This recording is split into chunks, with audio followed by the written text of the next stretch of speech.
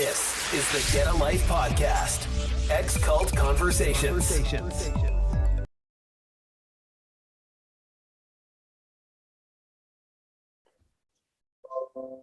Hello, everyone. Welcome back to Get a Life, Ex-Cult Conversations, and Happy New Year. We are back today with Richard and Carman and myself, and we are going to take you through our year in review of what all went through the PBCC, what hit the headlines, and kind of catch everyone up to date with all the antics that happened, because there was a lot that happened this year, and it's hard to keep up with it all. It's hard to keep up with all the podcasts and all the news articles that were being written. So we're going to take you through from the beginning of the year to now on everything that has happened. And we're going to start it off with really what pretty much started everything. So we're just going to get this up. All right. Can you guys see that? Yep. So I wanted to show everybody, even though we've got James D. Fiore blackballed, we've got, so many different podcasts. We've got the Get a Life podcast. Richard has collaborated and compiled all of the podcasts, every podcast that has been done on all the different sources on something called PBCC podcasts. So for those of you that were looking and wanting to find a place where everything is in one place, this is where you need to go and get it all. So it's got everybody's on here, including Canada Lands, Carmen Studers, Blackballed, the Veracity Breaking Brethren document. Everything's on here. So we are going to start off with what really set everything in motion in Canada was David Wallace's audio recording of him trying to figure out who the PBCC were when he had first been hired to kidnap Richard. So we're going to go to that first.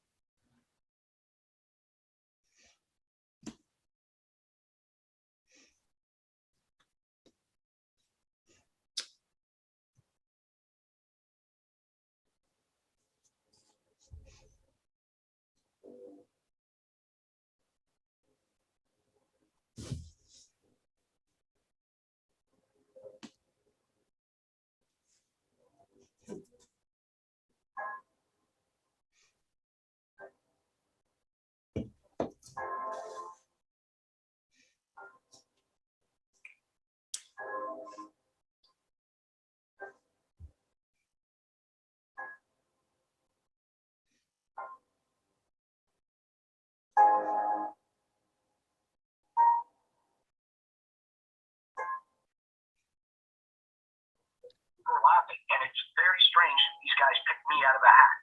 Yeah. And they're throwing me obscene. Nobody pays 10 G's a week to chase down a guy to serve papers. Yeah. They sent me an email, and they told me that if I can locate this guy before I do anything or call in a sheriff, they want me to see if I can stake the place out, confiscate his laptop, and then call in this number. They said they've got a team. So I'm thinking to myself, what have I gotten myself into here? Mm-hmm. These are not normal people, and I'm doing all this research, and it leads back to these wacko religious freaks. Yeah. And these people out of Vancouver, it doesn't make any sense. And there's heavy money behind these guys. Yeah. So how does this guy Mitchell fit in? How did he? This is my contact. His name is Brandon. And he's been calling me, and every time he gets on the phone, he puts me on pause, and he's calling out. He's got some English guy on the phone. So I'm going to read some of this. Brad Mitchell of Vancouver, Canada owns Klondike Lubricants and is also a manager. Oh, it went too fast. Just for those people who are listening aren't going to be able to see this. He's got another guy on the phone, and they're asking me all these questions. Okay, do you think he's in Toronto? Listen, I don't give a shit, because if he's here, he ought to run. Because these guys are fanning out. So wherever he is, get out of Dodge. Get out of Dodge. Is there any way? What do these people want from him? Well, I know that they were looking for him because he was excommunicated and making a nuisance of himself to the It's got to church. be more than that. Not for this kind of money, man. It's got to be more than that. they're telling me that they had people following his wife on a bus, that they had people sent out to you, and that they were offering to fly you out to places. And I'm thinking, none of this adds up. Mm-hmm. None of it adds up. Yeah. I mean, am I going to be able to shake these people? I mean, I got a feeling that I mean, this is just not a good vibe. It's none of this is adding up, and it's got to be more than just this guy making fun of people or pissing people off. Mm-hmm. I mean, I'm not getting it. How big are these people? The church. It's not a huge church, but very rich apparently. I don't know very much. There's got to be a way to. And so since you spoke to me the other day, they've been contacting you again?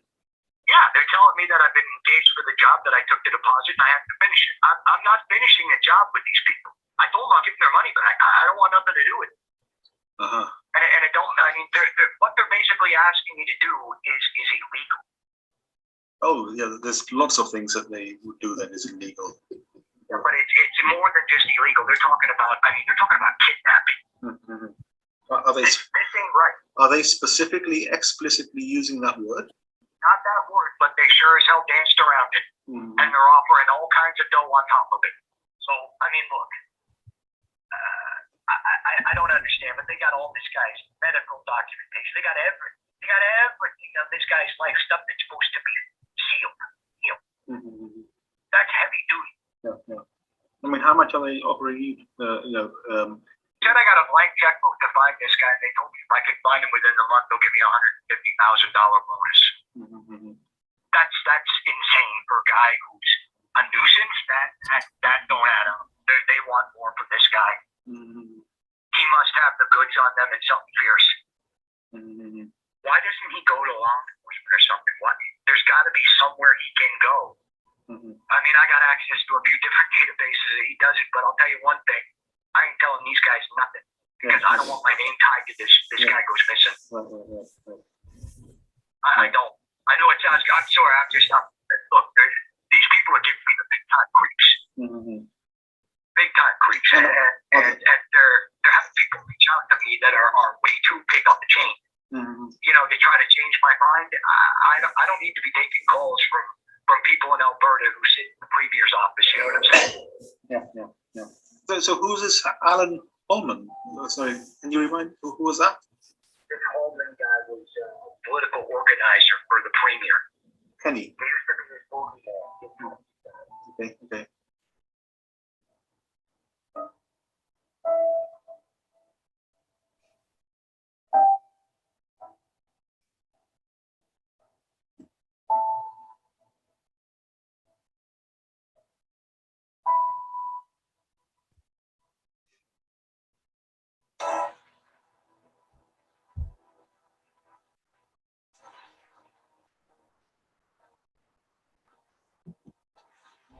Right. But it's something going on here, man. So they gave you a check.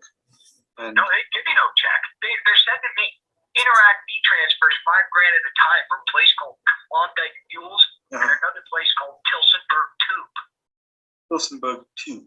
Right. Yeah, they're two different. They're sending me for just little businesses.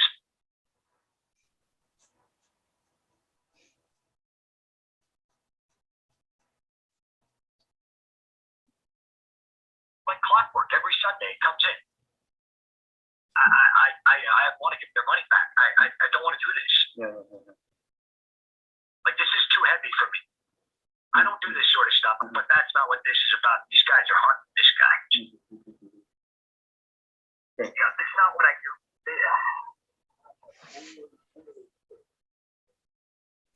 He's got to run. He's got to go.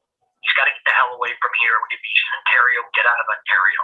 Mm-hmm. Go anywhere but pick a province on a map with a dart. Okay. Anything. If you ever, like, I need to know more about these people. Uh-huh. I don't care if it comes through a letter. I just need to know about these people. Who the hell are they? And if he's ever heard of this guy named Brad Mitchell. Okay. Because that guy is really giving me the creeps. What specifically is he saying to you? It's how he's saying. The guy, I thought these were religious people. This guy is talking about his wife. I'll give you an example. This is not my words, okay? I'm going to give you a vertical. Okay. He's telling me she's a coon.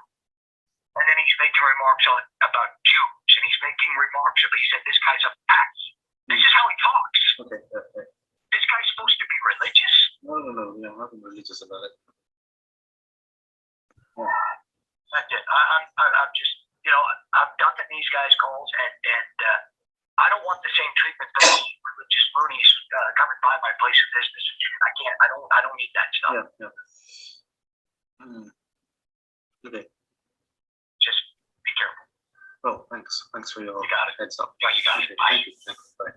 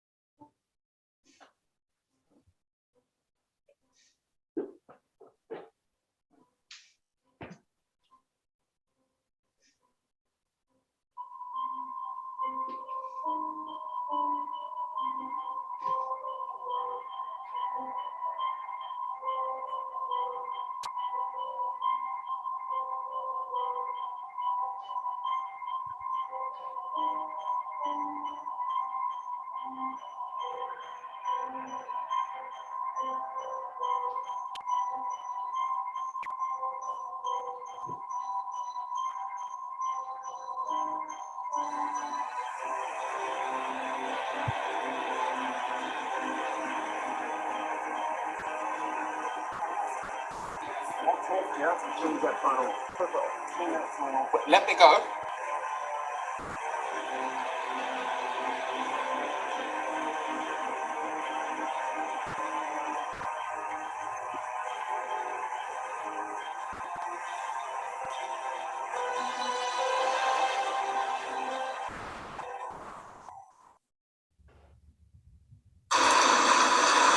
Get out of here, I'll bring the whole thing. Sorry. That's our next one. How does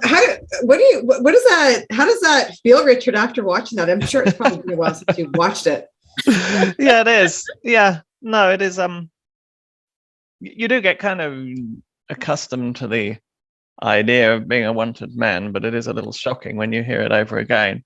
And I mean, the thing is, David had no idea he was being recorded. So this is, nothing he's saying is for the camera. This is like 100%. Well, and you can tell how genuinely, authentically scared he is. Yeah. I mean, he was very upset when he found it. He had been recorded, and he was pleading with me to take it down. But it's authentic. And I mean, this isn't the first time the Brethren have hired private investigators. And the private investigator has been so horrified at what he's being asked to do that he's actually contacted the other side to warn them. I mean, this is not the first time. This is what they do. And private investigators, they operate at the roughest end of the business. Their people are not easily shocked, but this mainstream Christian church seems to shake them up pretty bad. Yeah. And for those that were that are listening and not watching, there's a lot of commentary that's written into that video. And there's another video on there that's a longer version of the whole recording. So we can put links to the videos, can't we? Yeah. I'll make sure they're available. Yeah. Exactly. Yeah. Okay. Let's head on. That was kind of the very, very beginning of the year. I think that was February, wasn't it? Okay, I got to go back to here.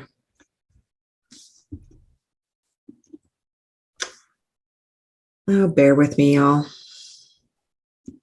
How do I get out of here?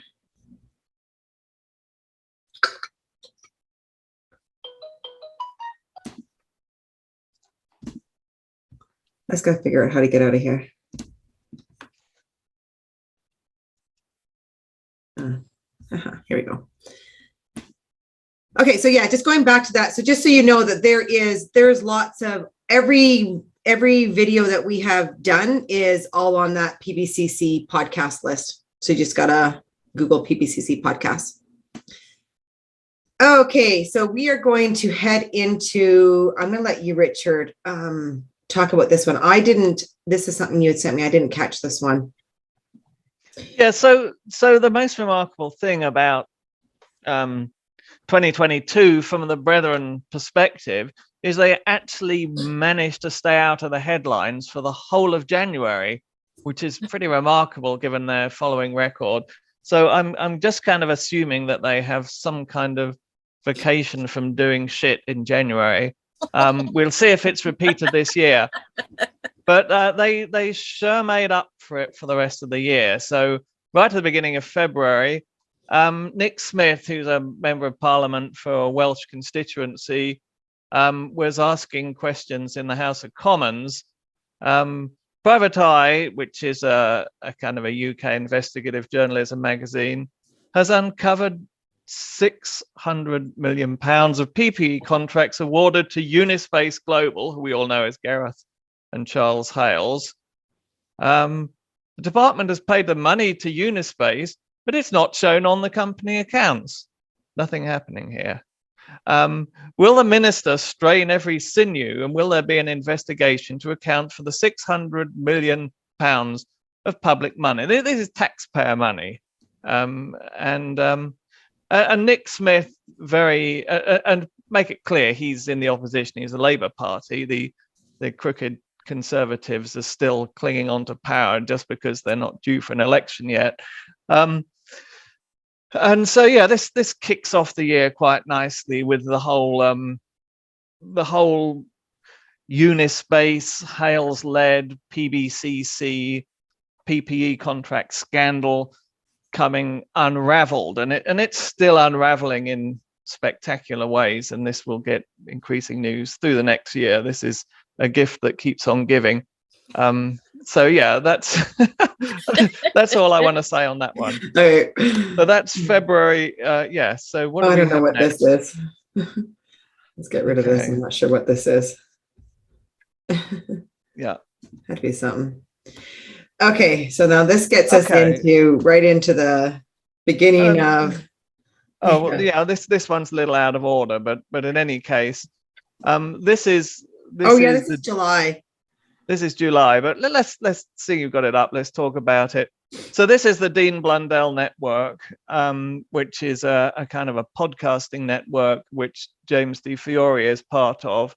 And this is an article, July 2022, basically talking about Stephen Harper's connection to the Plymouth Brethren Christian Church, and therefore by implication, Pierre Poilievre, who's the leader of the opposition. Poilievre was in Harper's office as a very close aide through the entire time that Harper was Prime Minister, and the entire time that he was receiving gifts and support extensively from the PBCC. So Poilievre knows all about the PBCC. He is no doubt on first name terms with their big cheesers. And so this is just a little expose of this. And again, all sorts of more stuff is going to come out. And oh yeah, just scroll back up again. This is a very interesting point. This is a photo from Stephen Harper's when he was sworn in as Prime Minister, and of course they're sworn in on the Bible. And Stephen Harper brought his own Bible to the ceremony, which is very unusual. And when I was in the Brethren, I was in the Brethren at the time this happened. I was in Regina, and Don Gregg, who was a kind of a prominent brother in Regina, who was their kind of political agent. He was kind of in control of ran the anti-gay marriage campaign, which just preceded Harper's inauguration. Don Gregg calls me into his office and shows me a full-size sort of 8x12 glossy photo print, of which this image is just a small portion of Harper being sworn in. And Don Gregg was looking incredibly smug, which is something he was kind of good at. And he says, look, Stephen Harper brought the Bible we gave him to his inauguration. He was sworn in on a JND Bible that the brethren gifted to him. And I mean, this was like stunning news for the inside, because it meant, yes, I mean, the guy is, it's kind of a coded message from Stephen Harper to the whole brethren congregation. Yes, I'm on your side. I'm doing your thing. And so when I left, or, quite recently, several years after I left, I dug into this and found this photo online, and ordered, in fact, a good friend of mine, Guy Wilson from the UK, ordered from the Bible and Gospel Trust the identical version and binding of JND Bible that they'd gifted to Harper, which is kind of the large size semi-yap binding. They got about 5 different bindings and sizes of JND Bible they do. And so this, so he ordered it and sent it to me, and sure enough, you can match it up exactly. You can just see on this photo, just in the space under Harper's thumb, you can see the gold embossing, and that actually says Stephen Harper. And that gold embossing is in exactly the same size and position as the gold embossing on every Plymouth Brethren Bible, where they'll put your initials on it. And also just under his thumb, you can see a little dark line, like a 1/4 inch wide margin around the cover. There's an embossed dark line. And this is distinctive to Bible and Gospel Trust Bibles, that they have this line embossed in the margin around the cover. And sure enough, having received, actually, hold a moment, I've got it here. Hold a second. Yeah, I was going to say, you have. Yeah. And I think this is really good to point this out while Richard goes to get this, is that, I get questioned, like, why we pin Pierre onto anything to do with the PBCC, because it hasn't really been vocal about it. And I mean, anybody who is in the hands of the Kenney administration, that Stephen Harper, so many people realize how much Stephen Harper is still pulling the strings and behind the scenes. So it's just, I really want people to listen in on this and realize that across the globe, worldwide, they lean towards these right-wing conservative political parties, because their beliefs line up. And so it's super important for people to realize that we don't sit there and just pin stuff on Harper or anybody in Kenney's cabinet that had anything to do with Richard stuff or Pierre Poilievre. Because we know they all group together. They're all in on it. They all sit at the same table discussing this stuff. Yeah. So here's in like original packaging from the Bible and Gospel Trust, sent originally to Guy Wilson in the UK and then sent on to me. This is the identical Bible to the one that Stephen Harper is holding there. Hang on a second. I got to stop share so everybody can see that. Yeah, go ahead. Okay. Yeah. So open this box, and here is the identical Bible that Stephen Harper is holding, and you can see that 1/4 inch margin around the edge, and you can see GRW, that's Guy Wilson's initials, and that's in exactly the same position and size as on Harper's Bible. It says Stephen Harper. Now, for Brethren members, they won't put your full name on, it's initials only, but obviously when they made this gift to Stephen Harper, they put his full name on it. And you can hold this, you can see that it drapes, there's got the pink and the gold, and it sort of droops open in exactly the same way as Stephen Harper was holding it for his inauguration. It's the identical Bible. Yeah. Now, if Stephen Harper had been inaugurated and was sworn in on the Quran, or maybe one of the Scientology books, can you imagine what a riot that would have caused? And yet he's sworn in on the Bible that's specific to the Plymouth Brethren Christian Church, this incredibly damaging cult, and no one has raised an eyebrow. But you will be hearing more about Stephen Harper and his Bible. Yeah, we're just touching on all of this right now. Yeah. Give me a little glimpses. Okay, let's go back there. Yeah, and I mean, if we continue down, I can't believe I have this out of order, but that's okay.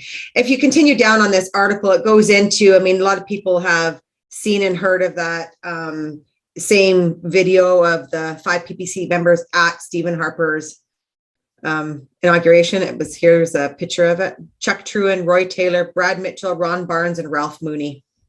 Yeah. So, yeah. Okay, let's see if we can get back onto...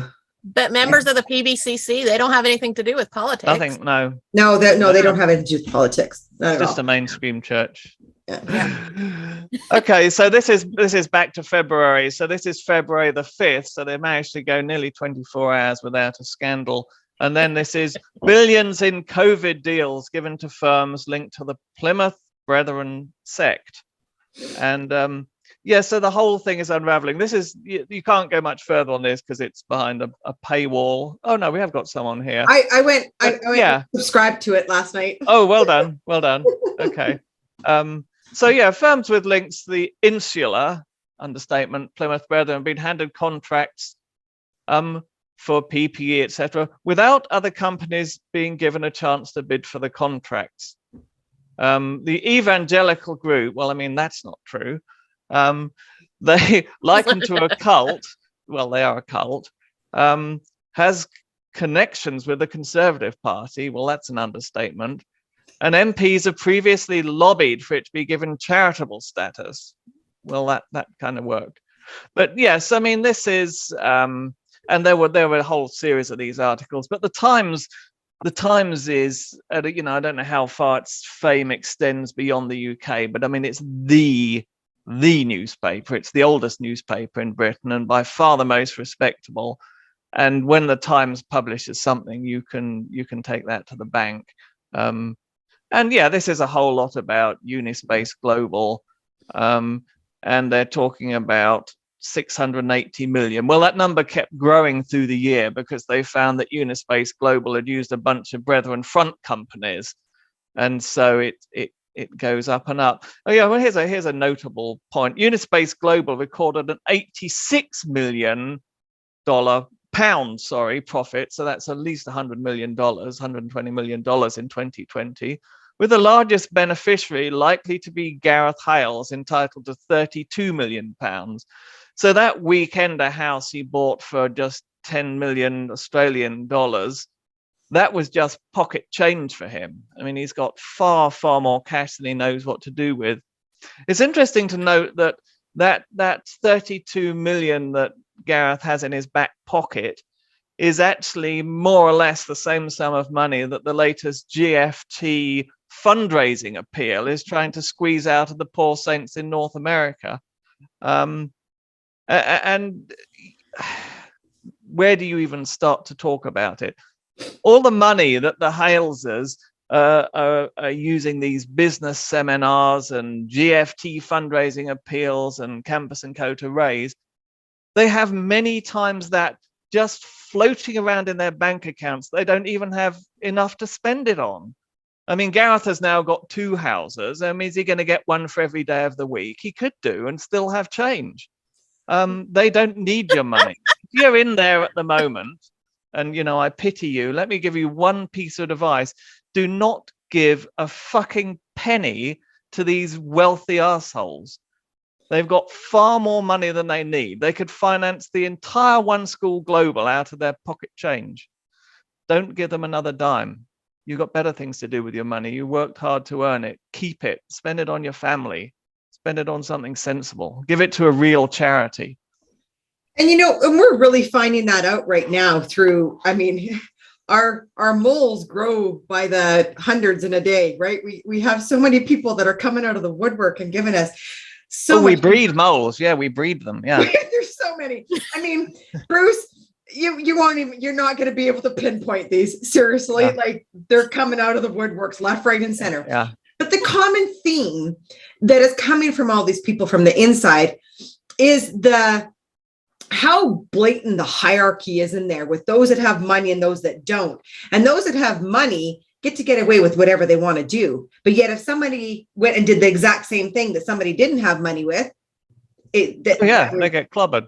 Yeah. Yeah. And the other thing that really strikes me about this whole, I mean, the brethren, the Haleses, the majority globally, the majority of the very lucrative PPE contracts went to companies owned by or partially owned by the Hales family. They probably cleared a cool $1 to $2 billion in net profit out of the whole thing. Now they could actually, I mean, just kind of think about the way a church should operate and how the leadership should operate. If the leadership of a church gets some massive financial windfall, wouldn't you expect them to share it with the flock a little? Have we seen that happening? I mean, the Haleses, I mean, just out of the whole PPE windfall, which was done, they could only have done that with the help of thousands of brethren globally. I mean, they leveraged the whole brethren system in order to secure all these contracts. They needed the brethren and they used the brethren, hundreds of thousands of man hours of brethren time to get these contracts. Don't you think they could hand back a little to the flock? I mean, they could actually give every man, woman, and child in the PBCC several $1,000s just as a gift out of the profits they have made on the PPE contracts. Wouldn't that be a nice Christian thing to do? A kind of Christmas bonus for the saints. But no, what do they come out with at Christmas and New Year? New fundraisers, more money. You know, we need more money. Bring me your cash. We're crying out for money. It's blatant and it's disgusting, and it just shows the level of brainwashing that these people have been subjected to, that they can't see that the money is flowing from the poor to the rich. And Bruce Hales, you know, they've got this lovely recording of Bruce Hales they put out talking about the half of my goods I give to the poor. Yeah, like hell, are you doing that, Bruce? If you did that, you'll be handing a multi-$1,000 bonus to every single one of those 55,000 brethren. Yeah. Listen to this. I have to read this. The founder of the Good Law Project said, it's very, very odd that companies connected to a tiny sect have won 2.2 billion pounds worth of contracts. At best, it's a head scratcher. A spokesman for the Plymouth Brethren Christian Church said, the Plymouth Brethren Christian Church is a place of love and worship, not of business and politics. Like in any other religious group or church, many of our members run their own businesses, and these businesses are completely separate from the church. Any contractual agreements between the government and these independent businesses are completely unrelated to our church, which we now know. I mean, we knew this as ex-members, that this is a bunch of bullshit. But I mean, the recordings that we get from even just inside the brethren meetings, we know that this is so untrue. It's so false. Yeah. Okay. We have lots to get through here. We've got a lot of months to go yet. We've hardly started the year. I know. Okay, so this is an interesting little one. This is an odd one. This is from Northern Ireland. March. And this was the brethren trying to get government funding for their school in Northern Ireland. And it's a little bit of a complicated case, but basically what the brethren were trying to say is that this big one school global campus they were going to provide or build would be open to pupils from outside the cult. Because obviously if the school is purely for cult members, then it's not going to be eligible for government funding. So they tried to make out that, oh yes, we would welcome, well-disposed pupils that are not members of the Plymouth Brethren Christian Church, which of course is a complete lie. I think there may have been one or two cases. I think there was one case where the principal of a Brethren school sent his kid to the school, and I have no doubt he was paid and induced to do that just for the same reason, to make it look as if it's not just a cult school. But the government saw through it. Government of Northern Ireland saw through it and rejected it. So that's kind of the backstory there. Because of course, yes, they would have they would have made some token attempt. They would have said it's open to other students. But firstly, no one in their right mind who's not in the Brethren would send their kids to a Brethren school. And secondly, if anyone did apply, they would find some reason or other why, for some reason, it couldn't work. So yeah, it's just their lying bullshit and their desperate attempt to get government funding. I do want to say this. I just want to point this out because this is super important. One School Global educates around 10,000 pupils in 20 countries around the world, with 23 currently operating across the UK.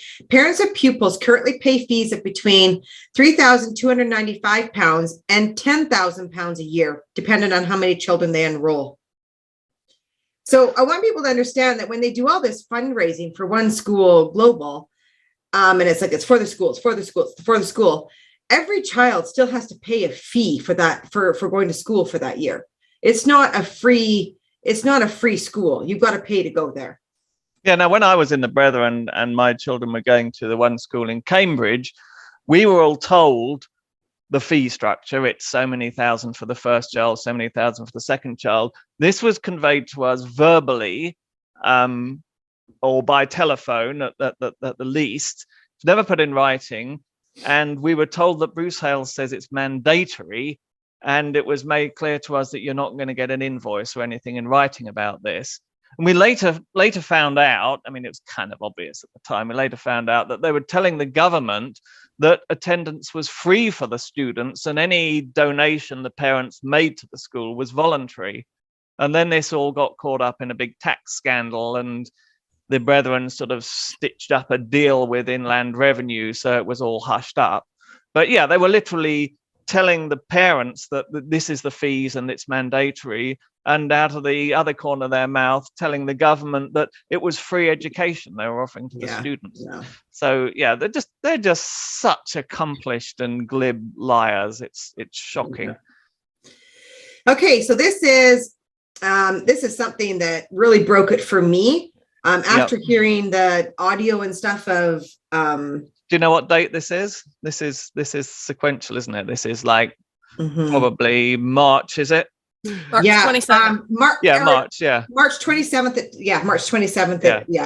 Yeah. So wow, kind of a week later, then we have Veracity starts to hit the headline. So this is just one of their preliminary kind of promotional videos, and of course, Veracity, the whole Veracity thing. Came out of David Wallace. Well, what actually happened here was that Alex McIntosh, who was one of the Veracity producers, and they do, all kinds of documentaries, was looking for a new subject for his next documentary. And a headline caught his eye about a crossing, a school crossing guard, the guy that holds up the stop sign in Abbotsford, British Columbia, who had applied to not pay union dues, because apparently in British Columbia, if you're a crossing guard, you have to be a member of the union. He applied on the grounds of Christian conscience not to pay union dues so that he could continue his work as a crossing guard, and no doubt it was for one of the Brethren schools there. So this caught Alex eye, and he thought, well, this is really weird. And so he starts Googling Plymouth Brethren Christian Church, comes up with a video of David Wallace's phone call, which we started out with. And of course, that got him really excited. And then he contacts me. And so this eventually ended up in the Veracity Breaking Brethren documentary, which kind of shows how stupid the Brethren are as if they really have a conscience about paying union dues to be a crossing guard. Think of all the other illegal shit that they were doing in British Columbia at the same time, and they make this pious little appeal to the government because it's against their conscience, which of course was chucked out. And it actually was the trigger for pretty much everything that's happened since. And this is a gift that keeps on giving. But yeah, this is just an introductory spiel. So that was March of this year. And I mean, you'll find the whole full documentary is on the PBCC podcast link on YouTube. Yeah. Okay, so this is March 3rd. Okay, so this is a funny one because this is actually from the archives, Sydney Morning Herald, which is the newspaper Michael Batchelard works for. And the brethren greatly antagonized the Sydney Morning Herald by taking a whole load of, court cases against them that were purely slap tactics and, cost them a whole lot of money. But the Sydney Morning Herald does kind of flashbacks to, what happened on this day 30 years ago or 50 years ago. So this is from the archives of 1962. Ex-adherents say the sect breaks homes, there was a whole article about it in the Sydney Morning Herald. And it just shows that none of this is new. They've been doing this for 60, 70 years. And in fact, it got a lot worse in the 1960s, but in fact, broken families due to brethren extremism go right back to the days of JND. There's newspaper articles from the 1860s about families being broken up by disagreements over brethren doctrine, ideology. So this goes way, way back.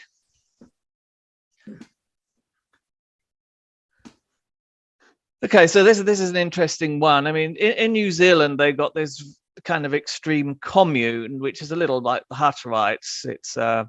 It's a pseudo-Christian community that actually practices isolation in the sense of living on a commune rather than among regular people. And unsurprisingly, it turns out that the leadership in this commune had been sexually abusing minors, and the members had to do an enormous amount of labor at way below minimum wage, or actually volunteer labor. So some members escaped. This all hit the fan. They set up a Royal Commission inquiry, and then they extended that inquiry to include other closed community faiths, exclusive brethren, recently known as Plymouth Brethren Christian Church and Jehovah's Witnesses. So that inquiry, I don't know whether it's completed yet, but it shows sort of intelligent move on the part of the New Zealand government to realize that, what happens in one of these high control communities is going to be happening in others. So that's an ongoing story. And that's May. So we've actually got to May, and only about 10 scandals so far. So not too bad. This is just scandals that hit. Oh, this is May as well. Yeah. Yeah. So this is Emily Leadham, a very good investigative reporter with Press Progress.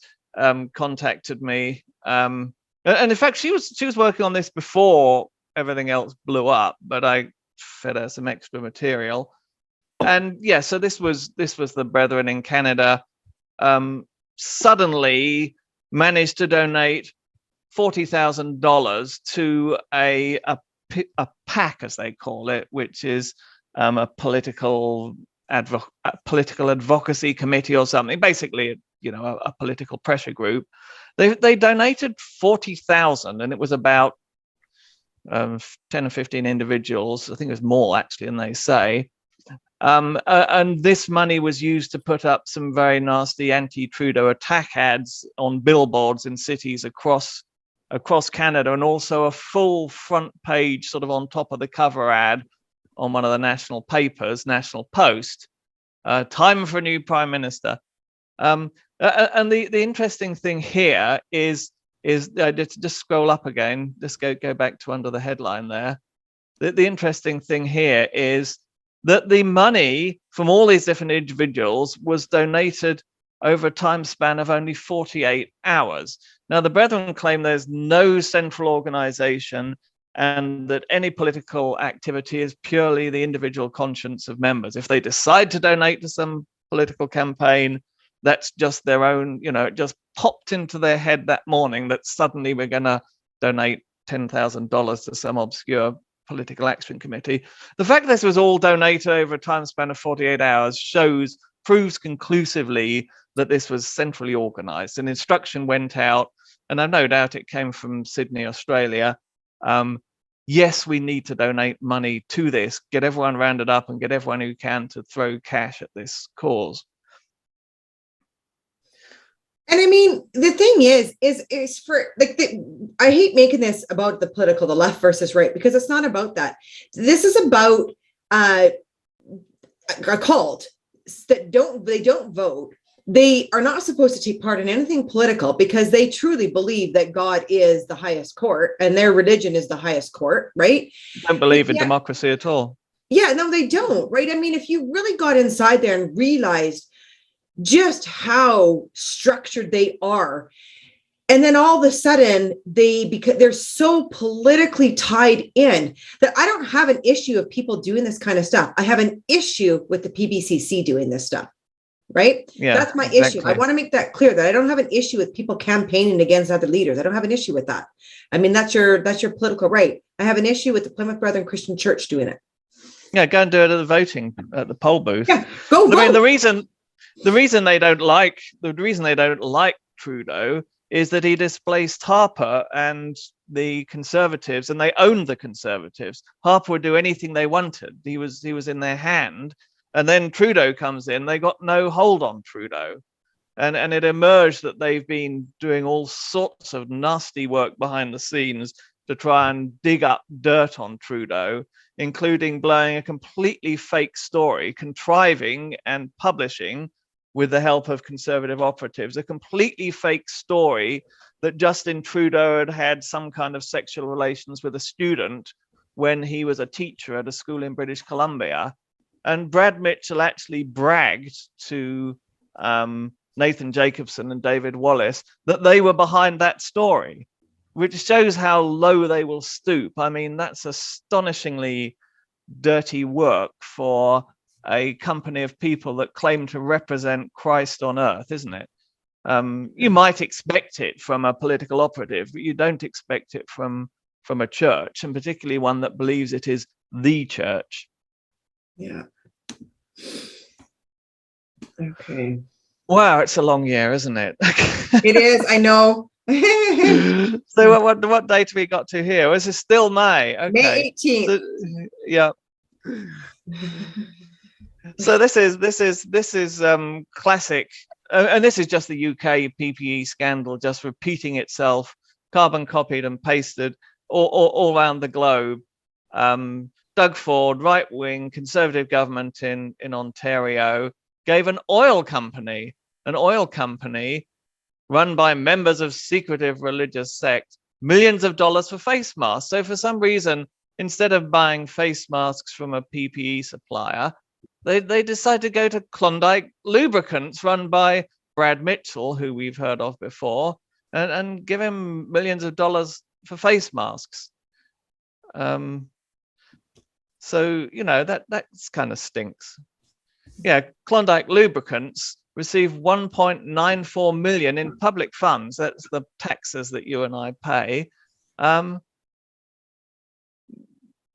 Presumably in return for some kind of quid pro quo or assistance and help in the political arena. I mean, why else would they do that? Why would they go all the way to Vancouver to an oil company to buy their face masks? Yeah. All right. It's still only the springtime, you know, the snow's starting to melt. Okay, wow, we've got to June. Although I think possibly we missed one or two. So okay, now when Press Progress keep digging into this story through the year, they then find 50 million COVID contracts in Manitoba, and and guess what? It's a conservative government in Manitoba. So, you know, same story, different province. Yeah. You know, it just keeps going. And credit here to Damien Hasty, who's actually taken on the mammoth task of digging not only through the UK COVID contracts, but is actually adding up the brethren-related COVID contacts globally, and it's a staggering figure. So watch this space. You know, I just gotta dive into this just for it's something. Yeah, go for it. Yeah. I'm going back to the Breaking Brethren documentary. This is in this article. The PBC were the subject of a recent City News documentary that brought to light disturbing allegations from former members detailing how they were cut off from friends and families under the PBC's doctrine of separation. The PBCC dispute these claims and denies it's a cult. In a previous statement to Press Progress, the PBCC explained, "We are not secretive, but we are often misunderstood." I mean, let's audit them. Let's have an audit. Yeah. Yeah, they're misunderstood. My heart bleeds for them, really. Yeah. Okay, this is June 17th. This is where we get into the Klondike papers. And I mean, up until this point on Twitter, the Klondike papers went viral, right? And this is just one of the articles that came out about it. So for those who don't know, after that initial phone call between my friend Kirat Singh and David Wallace, the one that was recorded, initially David was pretty angry with me for having recorded it. But on having further conversations with him, he obviously realized my position. I explained to him my background and everything that had happened, and he became very sympathetic. And he was helped in that sympathy by this incredibly nasty way the PBCC treated him, because when the brethren realized that this phone call had been leaked and that David wasn't going to hand me over, they then tried, I think partially successfully, to hack into his computer and phone, and they posted private investigators around his house to intimidate him and basically made his life hell. Really upset his wife, which of course just drove David into my arms, so to speak. And so David had this incredible archive, hundreds and hundreds of emails from Plymouth Brethren members, all sorts of dirty schemes. But he also had an even larger archive, about 10 times that size, of all the other political stuff he had been doing for these, almost exclusively for right-wing parties in Ontario and Manitoba. So to kind of give them maximum publicity to the Brethren stuff, I decided it would be best to publish the whole lot, because the political stuff was of obviously very, very broad interest. I mean, all Canadians were interested in the politics of their country. And I thought, well, if we can get all of this out there, make a splash, it'll get the Brethren stuff the recognition it deserves. And so I call it the Trojan horse, which is, you have a large the Trojan horse story is that they were besieging, the Greeks were besieging this city of Troy, and they couldn't get in because it had high walls. So they built an enormous wooden horse, which they left outside the city, and then the Greeks all sailed away in their ships. And the Trojans, thought the Greeks had given up, so they see this huge wooden horse left outside the city, and they drag it into the city square as a sign of their victory. And that night, a door in the belly of the horse opens, and a bunch of Greek soldiers climb out and proceed to kind of slaughter everyone. So the Trojan horse is, it means a vehicle you use to get, in this case, information to where it's going to do the most good. So Klondike Papers, and it was actually named by Braden Simmons. Braden Simmons came up with the name of the Klondike Papers. I put together this archive, 6,400 pages of documents, and sent it to a bunch of reporters, including Luke Lebrun, Emily Leadham, and Stephen Magusiak, and they had a lot of fun going through it. And it got onto TikTok as well, and it got over 2 million hits on TikTok, which is phenomenal in a country that's only got a population of about 30 million. So, and this was June 17. And the Klondike Papers, they still haven't released most of the Brethren stuff. I'm just happily sitting on it at the moment, keeping them guessing what's actually in there. But I can tell you it's very, very good stuff. You're hatching an egg. To look forward to. Yeah. Sorry? I said you're hatching an egg. I am. Yeah, there's lots of sort of cheapings and chippings down below, but Yeah, we're Does just that keeping mean it that warm at the moment. 2023 could be even better? Oh, I can assure you. Yeah, we've barely started. This is just the aperitif, you know. Yay! I love it. Oh, and then we want to have her on the show. Yeah, she's awesome. Yeah, no, this is complete change of subject here. This is back to the UK, and this is still June 2022. Yeah, Cheryl, you take us through this. Yeah, so this is Jessie Shedden. And I mean, a lot of ex-members probably know her. She was very vocal on social media when she first came out. She's got a few books written, I think now, Carman, hey? I believe so. Yeah. Yeah. Yeah, so here's the woman 35 who escaped a religious cult reveals she was blamed for being sexually assaulted at 16, kept under house arrest and didn't know how to use a TV when she finally broke free in her 30s. So, and she's so positive. She's such an uplifting spirit. So she's got a blog going online. Her story is absolutely horrific of what she went through and how she turns it around and create such a positive movement with it. It's just, she's very, very inspiring. So if you haven't checked her out, definitely check her out. But this article goes into everything that kind of went through. Yeah, there she is. She's just a gorgeous human being. Absolutely gorgeous. There's multiple articles about her in the UK. Tons, She's been very, very good at engaging with reporters. No, I didn't know her personally, but I knew her sister because her sister married someone in my interchange, married Will Brock from Thaxted. And her sister was very nice, but they came from the family was incredibly religious, really, really religious. So much so that they didn't own a microwave oven because microwaves are actually radio waves, and that would be having a radio in your house. I remember that. I totally remember that. But yeah. But yeah, I mean she's a great person. She's done a fantastic job in the UK, and great credit to her. And keep going, Jessie. You're doing a brilliant job. Yeah, and we would love to have you on, Jessie. Yeah, we would. Okay, so this is. Wow, we've got to July, nearly halfway through. Yeah, nothing happening here. It's a mainstream Christian church. This is fun. This is Bruce Hale's son Dean, his oldest son, and he splashed out. He broke the record for the suburb of Epping, which is like a very posh area of Sydney, Australia, by splashing out on a $7.5 million house there. The previous record holder was Bruce Hale's brother Steve, who bought a slightly less expensive house. Now, what we could see going on here, very fascinating, is a kind of a fratricide or fraternal competition between the Hales boys. They're kind of leapfrogging each other in terms of property. So to start with, Bruce Hales has a big mansion in Epping.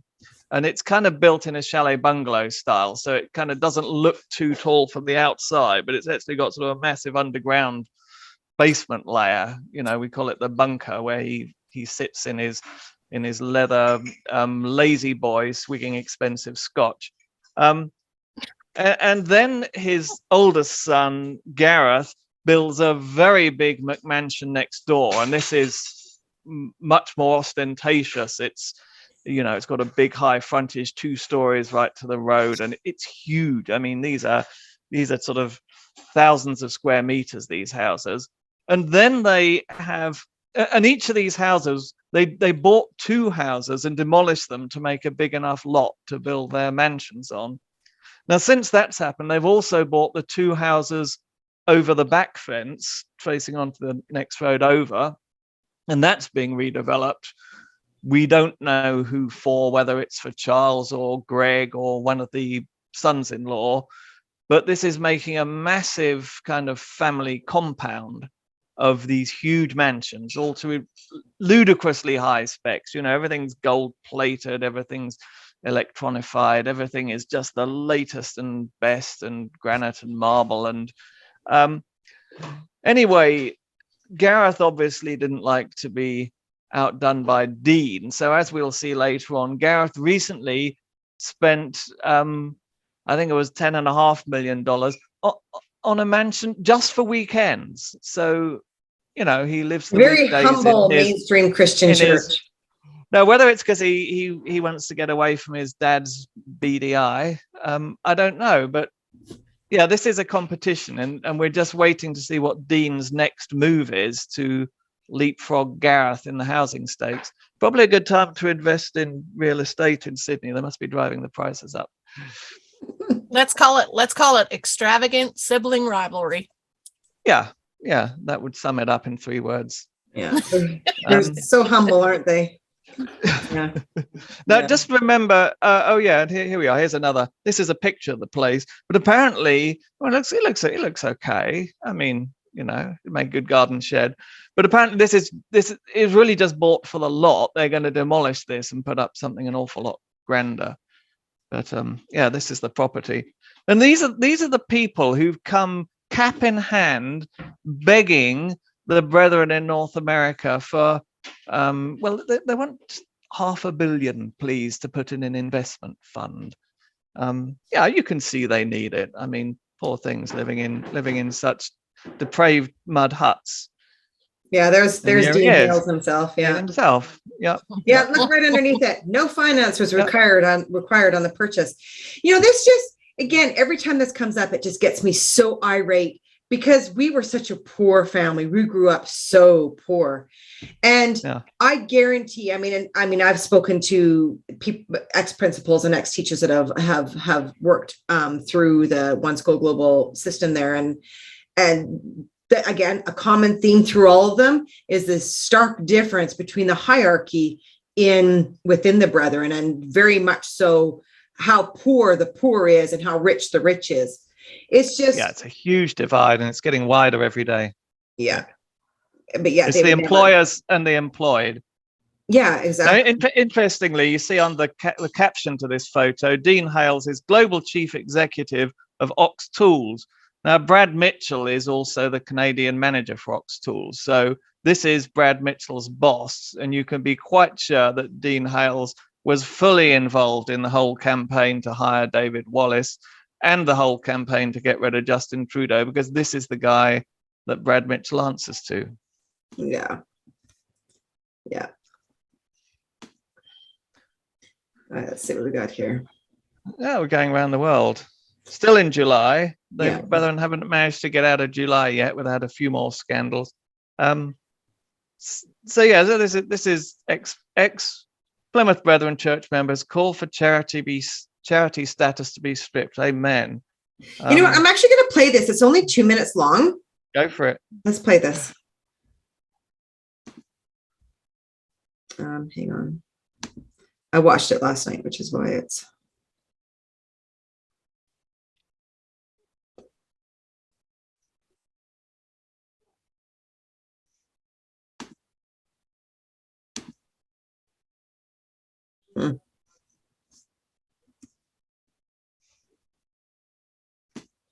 Bear with me.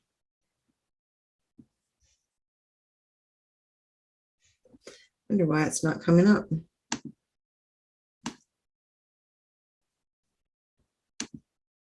It was a really good video. I can put a link to it. Yeah, I'll put a link to it. It was a good. Okay, that's okay. It's not working. Not enough bandwidth. There's actually some interesting stuff down here. Just scroll down a bit, because there's links to something else that's going to happen this year that everyone's going to be interested in. Okay, so this is Rob McLean. No, go back up again. This is all super interesting, super relevant. Up a bit more. Okay, stop here.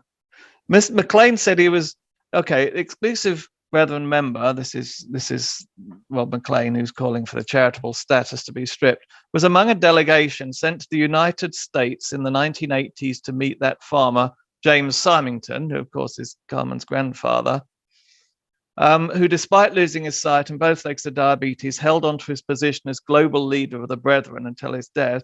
McLean said he was given envelopes by church leaders just before he left New Zealand. I was given all that money from various parts of New Zealand. There were about 20 of us that went. It was like a church group. I was given all these envelopes. I didn't know what was in them. They said, you give these to Mr. Symington. That's our giving from the church. So now scroll down to below the picture. Other members have confirmed how brethren were routinely directed to smuggle large sums of cash across international borders to avoid customs regulations, or what's now known as money laundering. The reason I want to draw attention to this is next year, very, very early next year, we're going to reveal just exactly what was in those envelopes and where it ended up and how much of it there was. So watch this space, Carman, is that right? Yes, watch this space. Carman has been doing some very effective research, as we will see. The fun is just beginning. It is, yeah. Oh yes, actually, Assemblies also gave thousands to an offshore fund. Yeah, just scroll up a bit, Cheryl, on that one. To an offshore fund controlled by Bruce Hales called GCF, General Charitable Fund, which was believed to be for legal costs. So yeah, we'll be hearing more about GCF as well. So this again, this is the fund. This is the same kind of, same as the recent GCF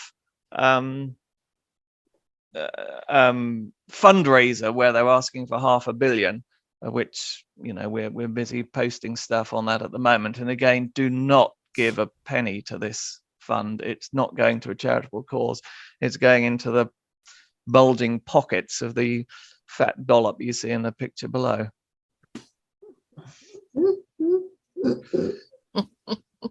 And we're going to have Rob on our show in the new year. Yeah.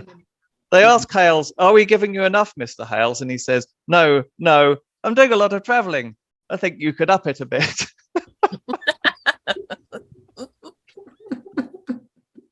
The Plymouth Brethren declined to be interviewed, but supplied responses to written questions. You couldn't make it up. Yeah. Oh, Brucey is so humble, isn't he?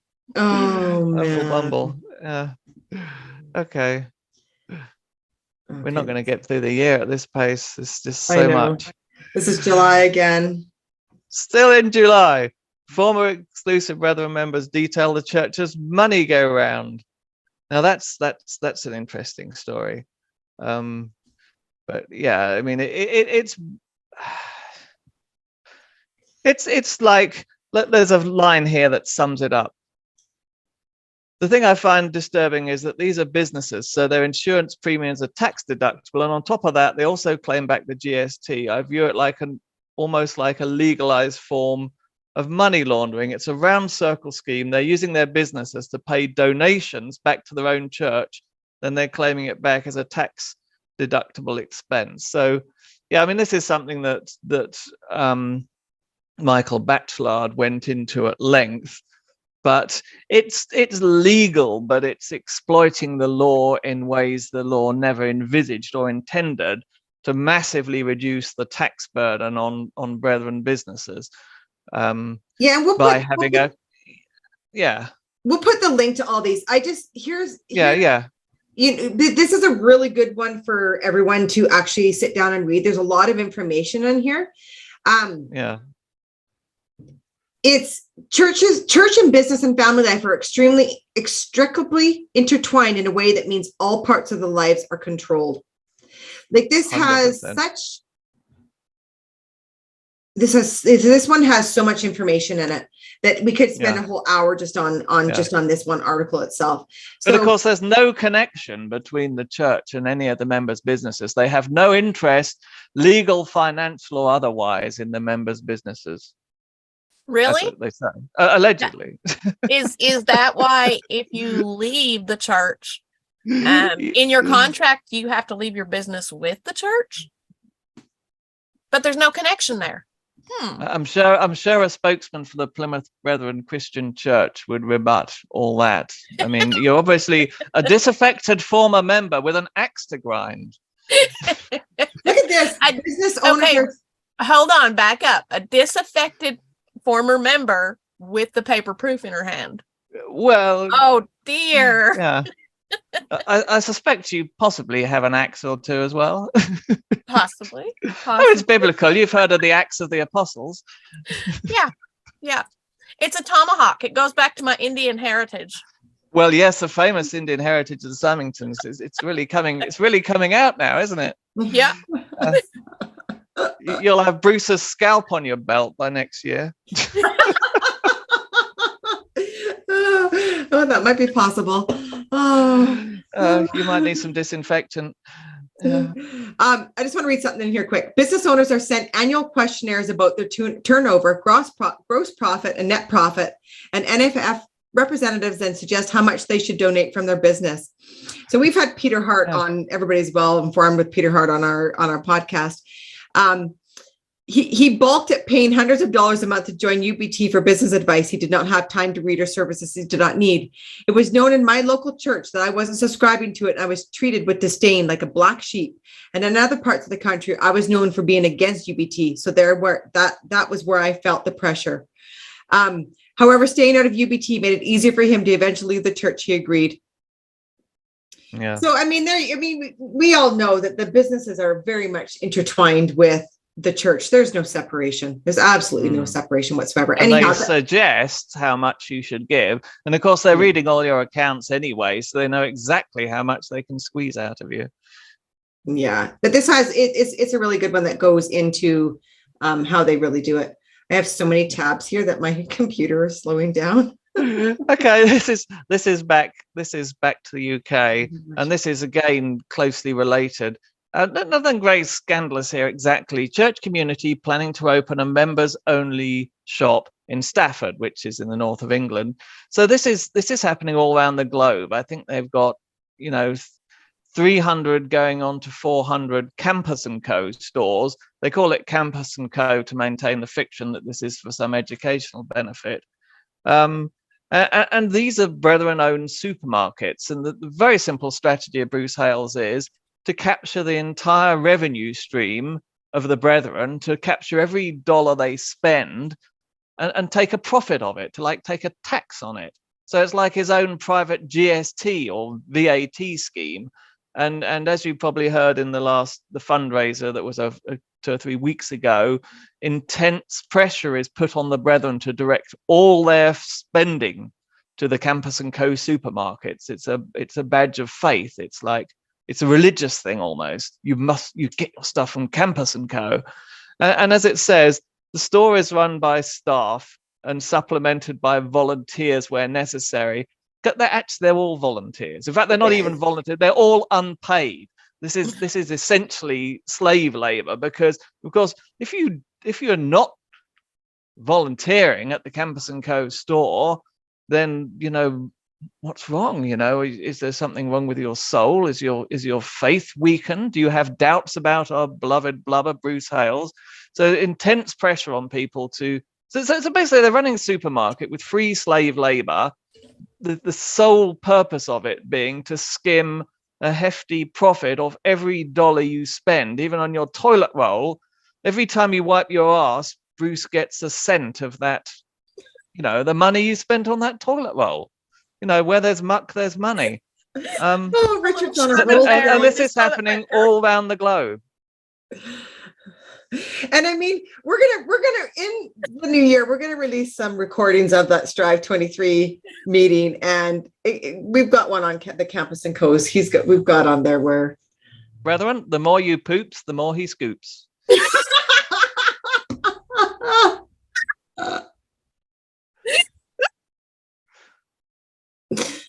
Oh my goodness. I don't know what he ate. I don't know what you ate this morning, Richard, but yeah, you're on the roll. The toilet roll. Yeah. Okay. So this is again, this isn't scandalous. This is just shows what's going on in the brethren. This is August, and a brand new school going up. And what's actually happening here is the brethren have had their own schools for many, many years, going back 20, 30 years now. And then around 2010, there came an immense pressure from Australia for the schools to amalgamate. because most localities or interchanges had their own school, and so the students were actually going to school locally, just a short car drive or even a walk away from where they lived. And the leadership said that this was inefficient, and they wanted economies of scale. So against much, causing a huge amount of pain to parents and much kind of quiet protesting until it was all squashed by the priests, they closed hundreds, I would imagine, of their local schools, and instead they amalgamated to have a much smaller number, maybe a quarter or less number of very, very large schools, because of course they could increase the class sizes, and that they could have enormous efficiencies of scale. They could, fill the class with 30 or more students. And it basically reduced the cost of the schooling. It could have as much as halved the total schooling bill. But the downside was that these students, brethren, children, many of them, my own children included, were having to take hour or up to 2-hour bus journeys to and from school every day. And as they announce on their presentations, they got a fleet of, 750 buses globally or 900 buses globally. So these poor students have to start ridiculously early in the morning. They have to get up at 6 o'clock, put up with an hour-and-a-half bus journey to school, can't come home for lunch, and then they've got another bus journey at the end of the day. And it's incredibly exhausting for them. But this is all to save money. And as we know, one school, the brethren system, the ecosystem, as they call it, runs a huge surplus. So the real purpose of these economies is not to make it affordable. It's so there's an even larger surplus for the Hales family to cream off for their Sydney property wars. Yeah, and to keep the children separated. I want to read this really quick. However, the application makes clear that whilst the school is for the Plymouth Brethren Christian Church community, there are no religious studies or daily acts of worship. This is a campus for delivery of education within the national curriculum framework only. So I just want to make sure that people realize that those schools, there's no religious studies or daily acts of worship. Like, how crazy is that to have a Christian school and there's no Bible teachings going on? Nothing Christian at all. Isn't that crazy? Absolutely crazy. So why do they have their own schools if they're just teaching the national curriculum, which is what's taught in the main schools, and they're not using it as other church schools are used to, give a Christian education? The answer is they purely exist to segregate brethren children from normal, regular children. And the reason is that if they were exposed to ordinary people, they would realize that they're not actually different, that they're not actually elite, that they're not actually special. They'd realize that other people outside of the church are just the same as they are. And that would destroy the whole illusion that they are some kind of amazing, godly elite that are kind of like a different species from the worldly people around them. And, we talk often about how Bruce Hales really knows what he's doing, and he really does know what he's doing. So this generation who are inside these schools, no outside contact really, right? Look what they're being taught. They're taught early the benefit of being involved in a charitable activity to support the community. So he's brainwashing this generation to be heavily involved in RRT, which they need to hold their charitable status. Yeah. So I don't even need to add to that. People can put that 2 and 2 together. Sorry, my computer is slow now because I've had so many tabs up. Yeah, well, you could close some of the ones that you've already done, couldn't you? I don't know how to do that. Okay. So this is an odd one. This is a murder case that they reopened in Plymouth, which is of course the English city that the Plymouth Brethren were named after. So, there's been a Plymouth Brethren congregation there for 200 years. A grandmother, widow, I believe, called Esther Soper, was brutally murdered. And and they never found out why. She was beaten to death with a cider bottle and strangled with her own tights. Very, very shocking. I'm not sure what year that was. I mean, that was in the 70s, I believe. And in fact, it was that triggered, and I kind of dimly remember this happening. Suddenly, single women in the Brethren were no longer allowed to live on their own. They were all kind of paired up and put two into a house, or had to live with other Brethren families. And that was a Brethren's response to this murder. Now, I'm not saying, and there's no suggestion that the Brethren were involved in the murder, but it's a complete mystery. Nobody knows why this poor woman was killed. And that they kind of reopened the case because they now have DNA analysis and methods. And, it may prove that there was some church involvement in it. There have been some very, very mysterious and ugly deaths. But yeah, so this is a really odd one. So we've finished August. We're now into September 2022. Yeah.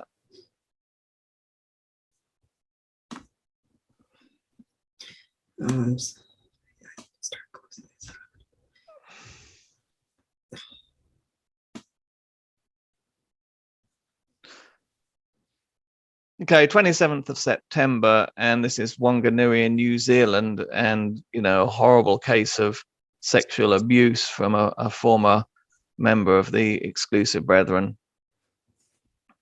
I don't know what more you could say about it. It's a very disturbing. Yeah, so we'll let people read that on their own. Yeah.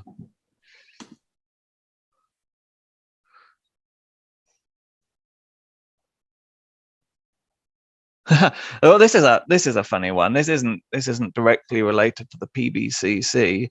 This is a sexual abuse from a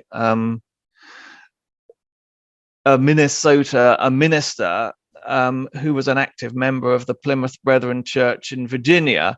Now, this isn't the PBCC branch. Okay. This is another branch, but it does show that these very closed and kind of paternalistic religious groups, there is a strong tendency, just because of the way that males are given an unreasonable degree of kind of coercive control over young people. It really opens the door to child abuse and sexual abuse.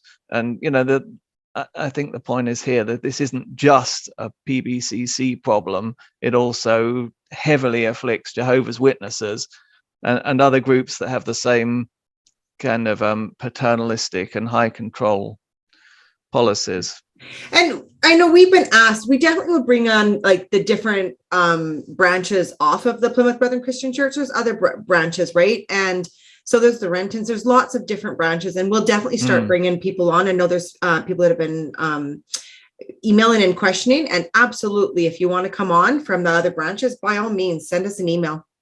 Yeah, I've got a call later today with a Plymouth Brethren historian, and I'm very hopeful he's going to agree to come on and help to kind of give the big picture, because the Plymouth Brethren are at the most between 5 and 10%, or rather the PBCC are at most 5 to 10% of the number of people who actually consider themselves to be Plymouth Brethren. They're a very small minority, very extreme, and have really become very detached from what originally Plymouth Brethrenism was about. So I think it's only fair to the other branches of Plymouth Brethren, some of whom are very good Christians and decent people.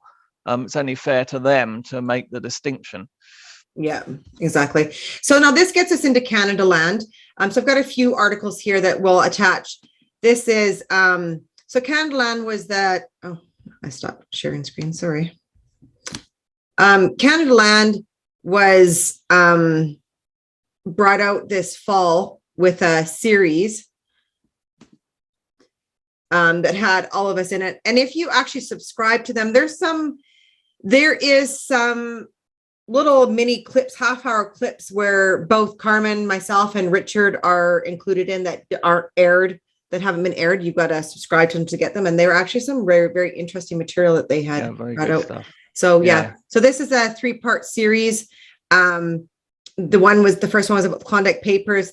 Chapter 2 was the Brethren, where we're in, and then chapter 3 was the Trojan horse. So again, another series that's super important to listen to if you haven't already. And then Canadaland did some articles.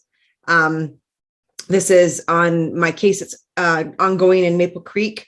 They had done a in-depth article on what was going on. And that's a picture of the Maple Creek School, by the way, the Maple Creek Brethren School. Yeah. So Canadaland got quite involved with them producing articles after. It goes into all the controversial PPEs that we've gotten into and talked about. And this is just the links to all of them. Yeah. So it was podcasts, but they also did written articles as well on their website, all of which are really good read. And again, all of this stemmed out, I suppose you might say, from that crossing guard who wanted to avoid his union dues, because Canadaland, I suppose, would never have happened if it hadn't been for Breaking Brethren, which kind of put the Brethren into the media spotlight. So, and it was one of the reasons why would have saved a lot of money and trouble. Yeah, it's one of the reasons why I came forward. Yeah. I had to share this. So this is Gareth and Charles Hale. Oh no, my internet connection is unstable. Hang on, let me get rid of some of these.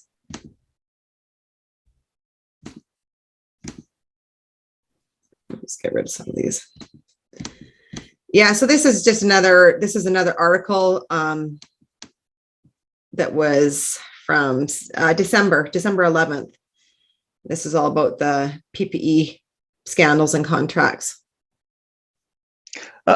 So now this is December the 1st. So we're getting to the end of the year, and this is the Times again. The PPE rich list, COVID firms unmasked. And what's starting to emerge here, and this is going to keep going, because firstly, they find that Unispace was actually behind a lot of other front companies. So Unispace, which was owned by Gareth Hales and Charles Hales, Bruce Hale's sons, was actually hiding behind all these other front companies, many of which had either been set up, a week or so before they got the contract, or else were in completely unrelated businesses. So the hand of the Haleses behind all this is emerging. This wasn't, people operating independently. This was all masterminded out of some extremely expensive properties in Sydney, New South Wales. The other thing that's emerging here, and will continue to emerge, is that a lot of the goods supplied are not actually fit for purpose. And the government has designated them do not supply or do not use. And in fact, hundreds of tons of this stuff are being put into landfill or incinerated. Now, the only reason that they wouldn't be fit for purpose is that they were not specification. They were defective in some way. Now, a lot of this is Unispace stuff, but the most shocking one is a company called Inivos, owned by the Fentman family in the UK, who's very closely linked, both personally and in business connection, with the Haleses. In particular, Greg Hales, who's the Hales son you don't hear so much about. Gregory Hales is closely linked to Inivos. They more than 90% of the £127 million worth of PPE they supplied has been earmarked as unsuitable for use. Think of that. And that's just taxpayer money in the middle of the biggest financial crisis for maybe 50 years, the biggest NHS crisis for 50 years. All that taxpayer money just going into landfill to enrich a few fat cats. Wow. Yeah. Okay, and this gets us into one of our most recent podcasts that we've done. One of my favorite stories. Yeah, so this is December the 20th. So they're going out with a bang I mean, they've still got a few hours left. They might pull something out of the hat yet. Except they're probably all flat on the floor at the moment. Where do you start? Brethren schools. This is just absolutely, this was one of the most outrageous ones. I have to put this at the top of the list for this year. It has to be. I'm like, who goes to a human rights museum and then asks for like 3 exhibits to be covered up, right? We've got LGBT ones covered up. We've got and women's rights, and then the abortion stuff. I'm like, it's just, I really hope that we can get a hold. I've got a plea out. I really want the Mrs. Kennedy to come on from EGAL and really talk with us. I really want to join partners with these people and get somewhere with it. Yeah. A 2-year legal battle with 3,000 pages of documents to hide. 3,000 how much does a lawyer documents to hide? How much does a lawyer charge for one letter? Probably about $150. Especially when you got to use one out of Calgary. Yeah. You got to use the paid lawyer out of Calgary to fight a 2-year legal battle and generate 3,000 pages of documents. Amazing. They really are one bad choice. They're really starting to shoot themselves in the foot, though, with how they're covering up things, right? They shoot themselves in the tentacles, I think. I'm not sure they have feet. Yeah, that's true. But the interesting link is that the lawyer the brethren used, Cheryl, to try and keep them out of court in this case, was the same one that directed them to David Wallace to try and find me.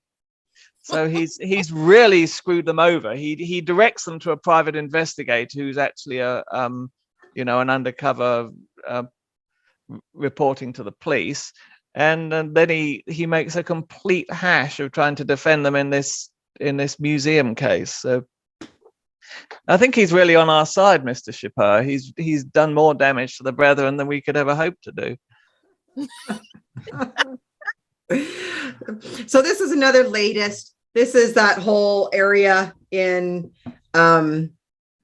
Windsor that have been asked. They had to, how many people was it? They all had to leave, and all of them. There's no centralized control in the Plymouth Brethren Christian Church. Everyone 40 their conscience dictates. So another one. And I mean, we kind of have heard behind the scenes what really is going on, right? There was a beef that there was never supposed to be a locality ever put up here. There's a political feud kind of going on between, what Bruce wants and what Bruce can't get. Yep. Yeah. And then this is the latest one that we did was our spinach that made everybody sick. I mean, we shouldn't laugh, but I mean, you put up a really good post this morning, Richard, on the exclusive Truth About PBCC about the faults, like how they really do not follow rules and follow what they should be following, and end up themselves in situations such as this. And it'll end the same way. I mean, the firms I was posting about, one of them just went into receivership, leaving astronomical debts. And by going into receivership, they walk away with it, and the original owner still controls the company. He's just left everyone else holding the debt. And I mean, in Symington's day, give him some credit where credit's due. If you went bankrupt, you were out. You were out of the brethren. You probably never came back. But not now. If you can go bankrupt and leave your debts behind, then do it. It's all good. So I can see.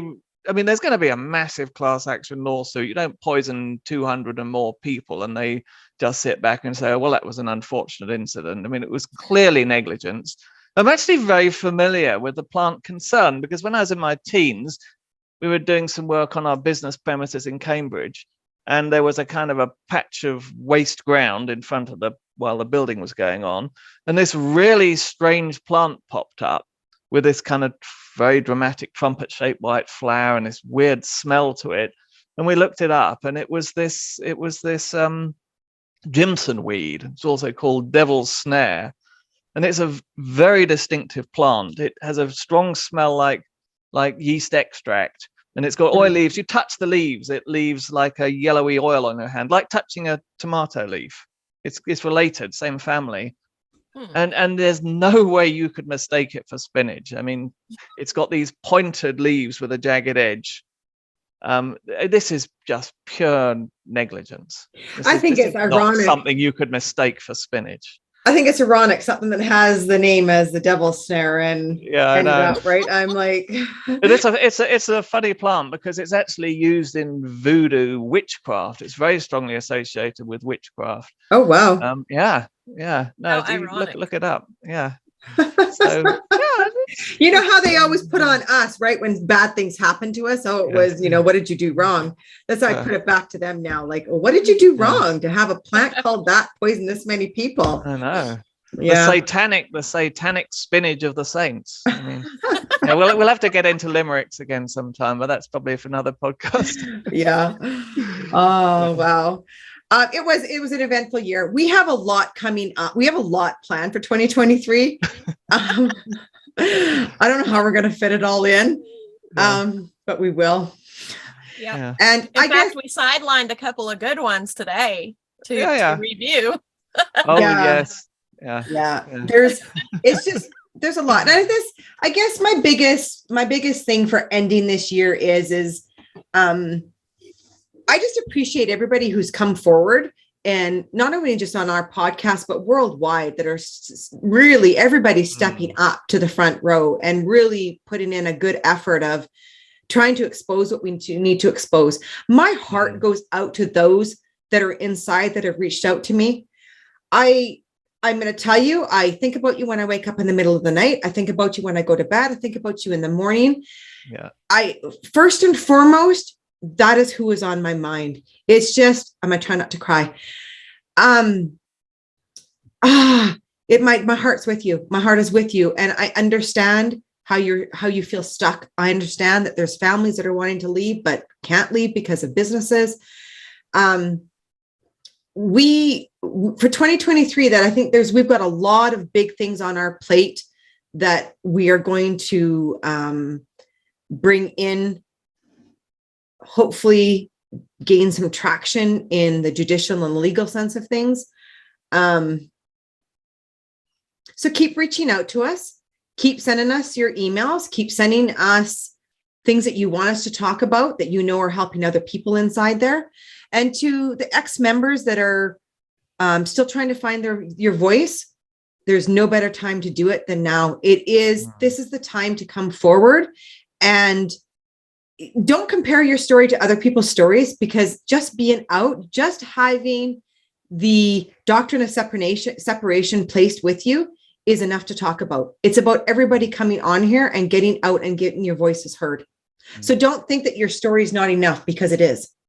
Yeah. One thing I would say to people inside there at the moment is, even if you don't feel confident enough already to actually share anything with us or share anything with anyone, keep good records.